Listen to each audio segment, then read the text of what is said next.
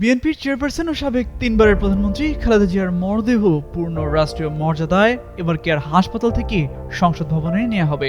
এ সময় ঢাকা মহানগর পুলিশের 10,000 সদস্য এবং সেনাবাহিনী মোতায়েন থাকবেন। তার জানাজা এবং দাফন প্রতিটি প্রক্রিয়ায় পূর্ণ রাষ্ট্রীয় মর্যাদা নিশ্চিত করা হবে। বিএনপির চেয়ারপারসনের জানাজা এবং দাফন সর্বোচ্চ আন্তরিকতার সঙ্গে সম্পন্ন করা হবে বলে জানিয়েছেন প্রধান উপদেষ্টার প্রেস সচিব শফিকুল আলম। মঙ্গলবার দুপুরে সচিবালয়ের ব্রিফিংয়ে এসব তথ্য জানান তিনি।